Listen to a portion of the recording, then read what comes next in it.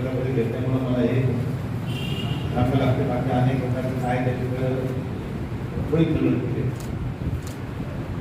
त्यामुळं काम करणाऱ्यांच्या पाठीशी गंभीरपणा उभं राहावं अशी आपल्या राज्याची संस्कृती आहे.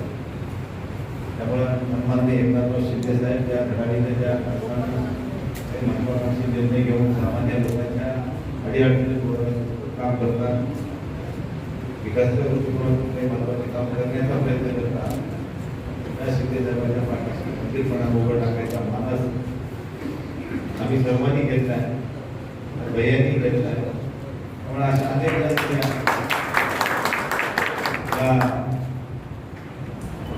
प्रवेश सोहळ्यामध्ये सहभागी होती.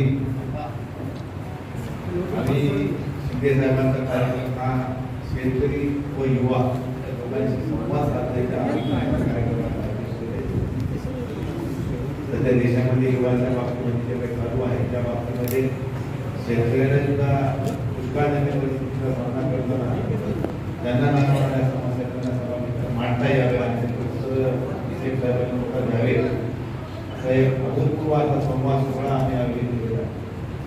त्या संवादाच्या माध्यमातून डायरेक्ट लोकांना त्यांच्याशी संपर्क साधता येईल, त्यांना त्यांच्याशी संपर्क साधता येईल, त्यांच्या काय यातना आहेत त्या समजून घेण्याचा एक चांगला योग 30 तारखेला येणार आहे.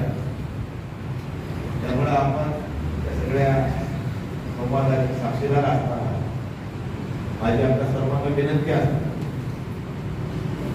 एक चांगल्या प्रकारचा कार्यक्रम आयोजित करण्यामागे तुम्ही ज्या पद्धतीनं कव्हरेज सगळीकडे देतात त्यामधून जनजागृत होत असते. ते जनजागृतीच्या माध्यमातून लोकांपर्यंत हा संदेश पोहोचतो. लोकांपर्यंत पोहोचण्याचे एक मुख्य साधन तुम्ही आहात. त्यामुळे तुम्हाला खऱ्या अर्थाने या सगळ्या शुभेच्छा दिल्या पाहिजेत. तुम्हाला शुभेच्छा देतो आणि भैयाला विनंती करतो की आपण या ठिकाणी 10 मिनिटं गोष्टी सगळ्या विषय करावा. धन्यवाद.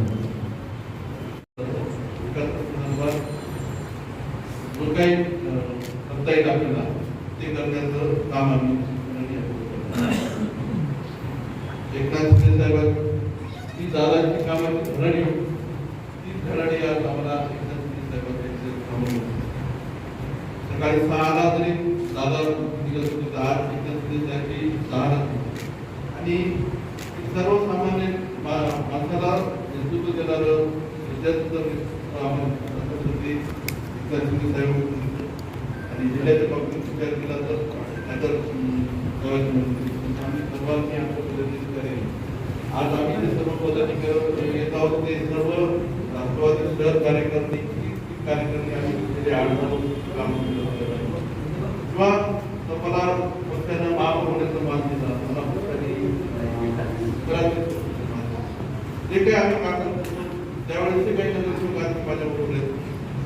आज मी त्यावेळेस काही कार्यकर्ते म्हणून तिथून पुढची वाटता सेनेमध्ये आम्हाला करायची, शिवसेनेमध्ये करायची असा आम्ही सर्वांनी निर्णय घेतला. आज येणाऱ्या 30 तारखेला मी त्या पक्षामध्ये अधिकृत प्रवेश करणार. प्रवेशाचे सर्व म्हणजे हे करून आणण्यामध्ये जबाबदारी त्या ठिकाणी आभार व्यक्त करतो आणि त्या कार्यक्रमात मी जे युवक मेळा जो होणार आहे युवक आणि खेडेमेळ होणार आहे आणि त्याला पत्रकार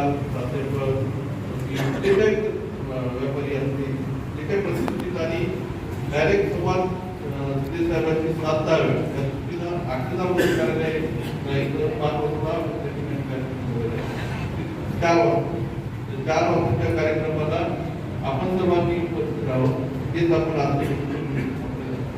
येणार हेच आपण आज समजावं. 4 तारखेला ती आपल्याला 30 तारखेला 4 वाजता हे कार्यक्रम आयोजित करून तिथं सुद्धा आपण यावं जेणेकरून आपल्याला सुद्धा काही एखादा विषय असेल तर ते दिलेलं आणता येईल आणि तपास करता येईल म्हणून ते आपल्याला या ठिकाणी बोलतो. धन्यवाद.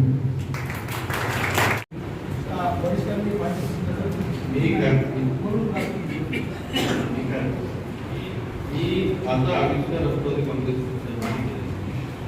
माझा पक्ष म्हणजे अजित पवार होते. दादा एक दादाच हे आम्हाला मला दादांनी सर्व सन्मानाची पदं त्या काळामध्ये दिली. तिथे तर मी ते आता व्यक्ती गेल्यानंतर किंवा त्या पक्षाबद्दल मी ज्या पक्षात 30 वर्ष घातली माझ्या आयुष्य ज्या पक्षात घातलं त्याच्याबद्दल मी काही टिप्पणी मी करणं मला योग्य वाटत पण ते काय नाही तो आम्ही सर्व पूर्व मागच्या आम्ही डिलीट करून टाकले तर नवीन आम्ही